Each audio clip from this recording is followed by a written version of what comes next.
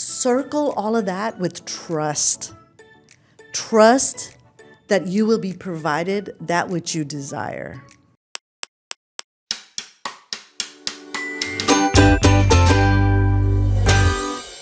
Good evening, everyone. Welcome to another exciting episode of the Reengineered podcast. Myself, Madhusmita Nayak, your host.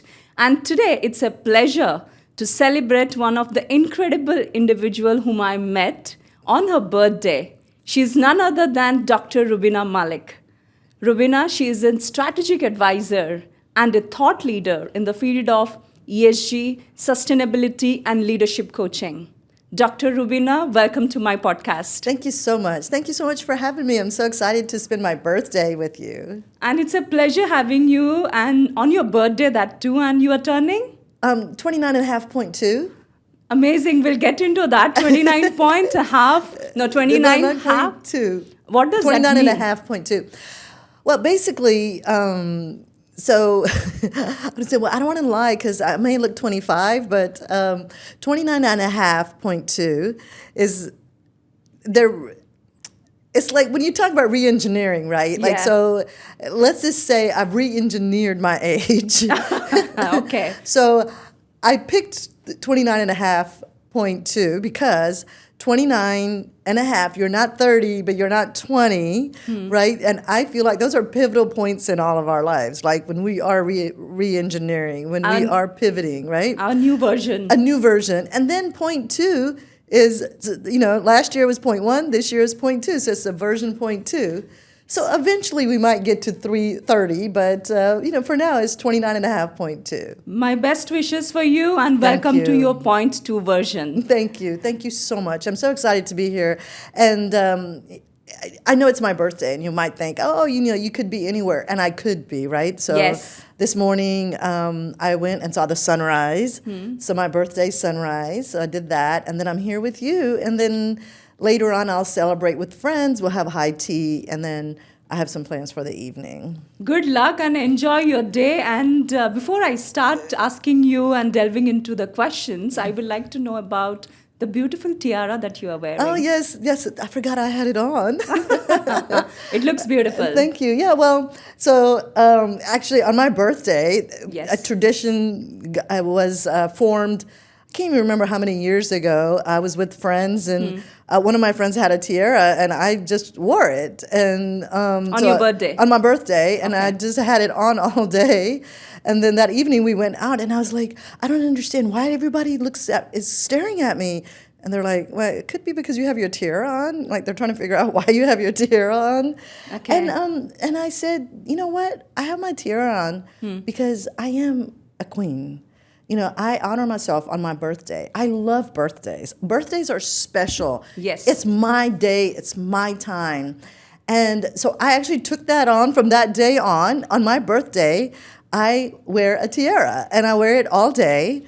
So this one's a little bit bigger. You saw me earlier with my little smaller tiara. But this suits you, yeah? This is the best, but it does suit me, right? Yes, it's beautiful for your version 2. Yes, for my version 2. So this is my first year wearing it. It's actually from England. So who knows? Maybe Queen Elizabeth, she could have had a little, have worn it and donated it. Good to know about the relevance of the tiara. And starting with the profession that you manage is like ESG. It's a big and new term that is so much valid in this region, right? So what are the common challenges that many organizations are facing regarding ESG? Right. Thank you so much for asking that question. A lot of times I do have people ask me like, well, how do we do this and how do we do that? And because there's challenges. One, there's resistance. Correct. Right? Like there's, what do we do? We're used to doing things how we have always done it, right? And so how do we make that change? And now remember, ESG is part of a philosophy, right? An organization's overall philosophy to make sure that we're handling the governance, making sure we're handling society and environment and whatever we're doing inside of our organization. So it's a philosophy that an organization lives around and moves in. So I think what happens, and by the way, I don't think it's regional. I think it's worldwide, where the first thing that comes up is like resistance. Like, okay, well, how do we do that? Yes, we can talk about it and it looks good, but how do we really do it? So that depends on what all strategies they have to implement. What strategy? Yes. And so then you go into strategy, and then you figure out, okay, well, what are the strategies we need to do to carry this on and have the ESG philosophy, as I mentioned, to make sure that those are inside of the objectives of the organization, the goals of the organization, as well as, what are the strategies that you're putting in place.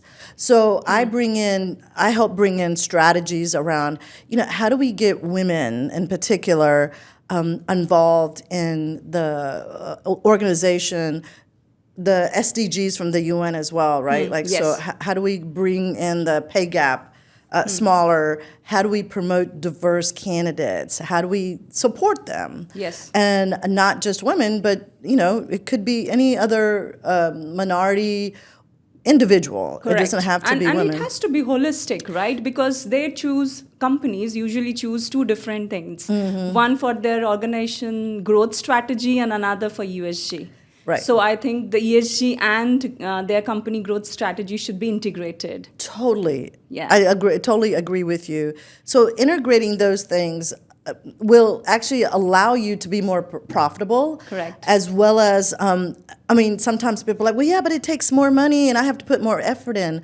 Very good, yes. But you know what? When you put that effort in and when you put that money in, what you have to understand is your customers are really going to be looking at your organization going, wow, I admire them. And at the end of the day, guess what? They're going to come to you. You're going to get better candidates first of all, you're going to get better candidates to hire. You're going to retain the ones that you have, and you're going to engage the ones that you have. And that will impact their bottom line. That impacts the bottom line, right? So, yeah. As well as innovation. Correct. Right? Like when you bring diverse candidates in, it creates innovation. Correct. And so truly mentioned about that, they say that how to do and why to do, right? Because it takes money and patience, and you don't see the results immediately. No. So saying that, what is one of the biggest challenge that you have experienced within your client or within your prospects when you try to convince them on ESG or sustainability? It's putting it's great to I bring you a plan, but then the execution of it, right? Okay. So one of the things that I try to do with my clients is not only just give you a plan that then gets put on the shelf, and then it looks good on the shelf, right? Oh yes, look, we have the manual, but not only does it look good on the shelf, but I support them through the execution process, because a lot of times people are intimidated. Like, how do I do that? What do I do? Do I have the manpower? And you'll be surprised. Sometimes it really doesn't take a lot of profit, a lot of effort, yes, right? Yeah. But we get intimidated because we don't know. Okay. So I really, as a natural problem solver, I'm like a natural problem solver. I go into organizations and I can usually probably see some things that you may not see. Okay. Right? Or the organization may not see, and then I'd say, okay, look, this is what I see. Here's a suggestion.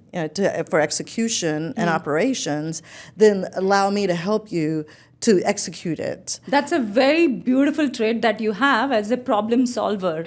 So when we get into consultancy and people say that you have to add more resources, more this thing, so they become more intimidated, right? But seeing the problems and addressing them and giving a solution to them, I think it will help companies. Right, and also the other thing is sometimes doing things organically. I know you said that earlier as well. Like, when you're doing things organically, no, you don't need 5-10 people to maybe put something through to execute it. Let's start small. So I always believe in starting small. Small. Right? Like, if you think about all the big, large Fortune 500, Fortune 100 companies, even Fortune 50, is where do they start? Correct. Excuse me, but where did Microsoft start? In the garage. Exactly. UPS, right? And other small businesses, they've started with a low overhead. Correct. So organizations need to understand, we don't have to do this big fanfare. We can start small, make and that then movement. Yes. And then you grow it. Yes. This week it's one person, next week is 2 people, next week is 3, and then you grow accordingly. Correct. Do you think that consistency is a big problem here? Like you said rightly, as starting point, which is very important. But with ESG and sustainability, consistency matters a lot too. It does matter a lot, right? Because, Okay. like, again, when we're believing in something and we're saying this is what we're taking on, then we have to be able to make sure that what we're saying is consistent, right? It's like being a parent, right? Correct. So if you You just learn. right, but it's if you just tell your kid one time, hey, don't do that, then the next time you don't say anything, they think they can get away with it, or they don't have to do it, Correct. right? I'm not a parent. I'm a fabulous, very cool auntie. You are. Yeah. Not auntie, you are cool sister, maybe a friend, 29.2. Oh, thank you. But it really is that, right? Like, it's that consistency, it's learned behavior. We teach that behavior over time, And make it rolling. and right, exactly. And the next yeah. thing you know, it just becomes a part of the culture. It becomes a part of the culture of your company and of your organization. Yeah. Saying about culture, you came to Dubai as a tourist Yeah. and you never moved back. Yes. Can you tell about that? So I've been coming to Dubai for almost maybe 9 years, 8, 7. Okay. I don't know. It feels like a lifetime, Yeah. right? Yes. And so I came because I was doing study abroad trips, cultural immersion, study abroad trips Okay. as a professor in the U.S. Okay. And so I came 1 year and really enjoyed it. And then the students loved it. And it was Okay. like there was a waiting list and students wanted to come back. And they're like, you're doing that again, right? And then, we did it again and we did it again. And then COVID happened. Yes. And during COVID, right before COVID, actually a week before COVID, my mother passed away. Okay. And, I was a caretaker of my mom. And so, although, I had a very full life, one of the things was like, I never even thought about being an expat, right? So, and I didn't have anything kind of having me grounded in my roots anymore. Okay. Outside of my niece and nephew, but, they're young enough that they can come and travel. Okay. But, That moved you here. yeah, so like I came actually, so for a holiday. So after getting my mom's estate completed and selling her house, I came here for a holiday. And you stayed back. And How many years here in Dubai? 4 years, Okay. Many more years to come. inshallah. Yeah. And you love boxing. It is quite a very unique passion that many women like, actually. What drew you to that? Yeah. So I believe our body and our mind is very connected. And let me tell you something. You can't tell me I can't do something because I can run 26.2 miles. Amazing. Okay. 26.2 miles. Okay. So that if I can do that, what can I not do? Right? So incredible, Right. right? So that's Like, running. yeah. I know that's not boxing, but that's running. Yeah, I have it's one of the sport, yeah, Right. So yeah. I've run 4 marathons, several half marathons, and the smaller races. Yeah. And so when it comes to boxing, so I always enjoy some sort of physical exercise that one, that I'm learning something new, Correct. right? And then 2, something that exerts my physicalness. And I just feel like there's something to be said about exercising and our health and our mental state, right? Yes. So I love boxing. One is because it's something new I had to learn, right? Like, what do you mean right arm? What do you mean I'm supposed to move? So I'm like, I'm supposed to move it's a my coordination between mind and right, and yeah. not only that, Yeah. mind, arms, and legs. Yes. And I'm like, what do you mean I'm supposed to do this with my feet? And so. And then, eventually, as I'm learning and as I'm doing it, consistency, as we talked about earlier, as I'm being consistent with my practice, let me tell you something. I got a nice little right hook, right? Okay. So, and again, it goes back to, for me, is when we are physically challenged and when we can push our way through something that we think we can't do, Correct. it changes our mindset to It push the our next limits, things, right?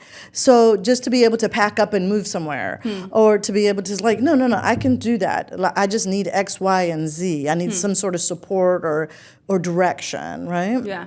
So I think those are the kind of things when we're talking about re-engineering ourselves, like that physical pushing yourself to a limit that you didn't even know you had. That potential. That potential. Like, it's not easy running 26.2 miles. And in the middle of it, sometimes you want to stop. Yes, Right? yes. I remember my first marathon, and you do hit a wall. And I remember, like, I hit a wall, and I'm like, I don't want to do this anymore. But then I looked around, I'm like, well, I'm in the middle of nowhere. Where am I going to go? That's the only way to go forward. Is to go forwards, right, yeah. to finish it. And, okay, I also have to tell a secret. So as I was finishing, I knew my family was going to be at the finish line, right? Okay. And so I was like, okay, let me just look really good and, like, like run really nice. And this and they might think that I'm not even affected by, like, all of this stuff. So I did that, and they saw me, and they're, we're waving and stuff like that. And my brothers are like, so that motivated you. right, like they were like, you really looked very, like it was very easy for you. I'm like, yeah, whatever. Amazing. And eventually they found out. Like I told one of my friends on the phone, and they overheard me. Like, yeah, like I was tired, but when I knew my family was there, I acted like it. So it was, but again, motivation and knowing that I had somebody at the finish line. Correct, waiting for you. Waiting for me. And of course, since that first one, I've done several, and my favorite one was the New York Marathon, which was a dream. Okay. I used to see a poster of the New York Marathon where people are going over the bridge, and I'd be like, and I've always been a runner, and I was like, oh my gosh, like it would be that's so cool. But I'm not a long distance runner, although I did run long distance for the track team. I ran 2 mile, the 2 mile race. And then I just, again, it was Kismet, Allah's will that I literally applied and I got in. And most people, it doesn't happen that way. Yes. And everybody was amazed. And, running the race was just so beautiful. The people over there cheering you on, just me training. And I had challenges because I had another lesson. Even the smallest thing can hurt you. I had a rock, a rock this big. I stepped on it while I was running, and it twisted. I twisted my leg, my knee, my ankle, and I didn't think I was going to be able to run, and I did. I trained, and I finished that race, and I couldn't help but cry at the end of it. Because I went through every obstacle there was to be there, mentally, physically, and I did it. And you never know what small obstacle will be coming during the journey. Right. Okay. And you were trained for that. And I totally got trained for that. And how many marathons you have run till date? I've run 4. Okay. And then I've done a couple of half marathons, and then a couple of, the 3Ks and 5Ks and stuff like that here and there. Okay. So now I do a lot more walking. Because at 29.5.2, I just kind of want to be a little bit more considerate on my knees. Okay, yeah, true. We have to take care of them too. Yeah. But when you need that will, that resilience, that can I do this? You think back and you're like, what do you mean? Can you do this? You have already done it. You've already done it. Yeah. Right. And so that's so interesting to hear that. And looking back, today, because it's your birthday today, looking back, what is that one advice that you want to give, a re-engineering advice that you want to give to your younger self? I would tell my younger self, who actually it's so funny that you're saying, because my younger self today, even, because I am re-engineering, right? So a lot of times, as a former professor, and even now, like I mentor a lot of young people, and they're like, "Oh, like I wish I knew what to do. I wish I knew what to do." Well, let me tell you, this is my 4th career. Amazing, 4th career. I re-engineered myself 4 times. All are different careers. There's a common thread. Okay. But when I was in college, when I graduated from college, I knew I wanted to go into corporate America. I was all about corporate America, suits in the closet, white shirts, going to work with my little briefcase. Yes. I even have pictures to prove it. And then so that was my first right? Because I was going to going back to the ESGs and the SDGs, the UN SDGs, like I was going to go, at that time when I was younger, not long ago, right? At that time, the glass ceiling was the big topic, right? Yes. And I'm going to break that glass ceiling. Matter of fact, I'm going to break the glass ceiling and the walls and the doors and Full passion and the energy. Full of passion and energy, Yeah. right? But if you really think about it, what am I doing today? I'm still doing that. Yes. But in a different way. Correct. Re-engineering it in a different way. My article in the Harvard Business Review is around sponsorship with my peers. We have another published article around sponsorship and women in general and sponsorship and in their career. And like, how do you use sponsorship for women to support them? It's not mentoring. Yeah. It's sponsorship. it. We need people advocating for women. Correct. And so I did that, and then one day I woke up and I'm like, oh my God, I'm in like what this is not what I want to do anymore. And then I went in and worked for a nonprofit or an NGO, and worked there and really became a woman of service. And I realized, you know what? I want to be of service. I want to make an impact. And I did make an impact there. And then from there, I went into academia. And so I stayed in that. So I got my PhD. And by the way, my PhD stands for Professional Hell-Raising Diva. Okay. Amazing.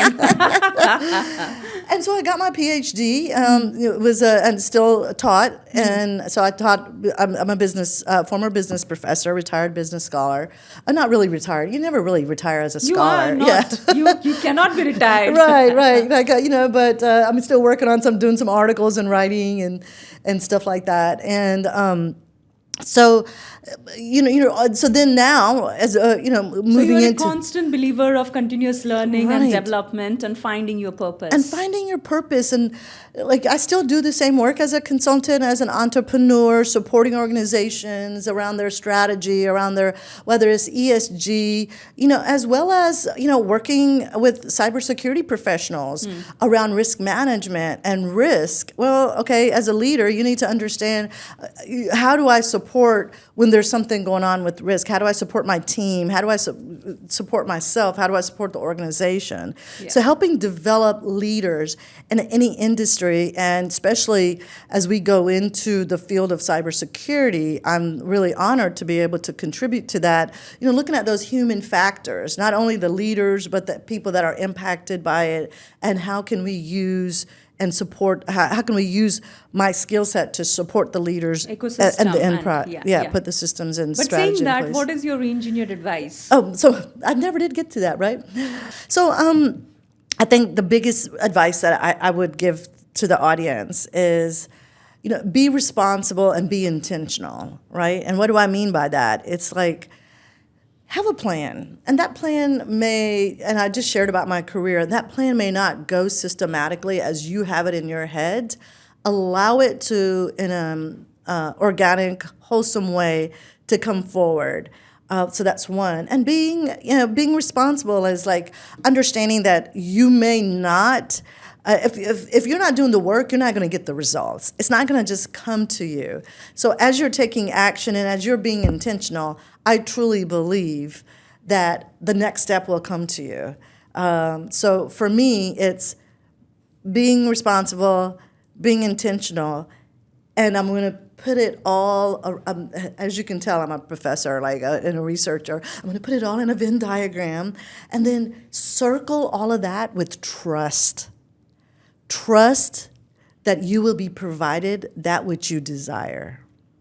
And for me, that is the best advice I can give to the audience. What a ending, trust. That is one of the biggest thing that we should have to have a sustainable world these days, right? So we can do many practices, many principles, many policies, but without trust, we are not going to move ahead. We're not, yeah.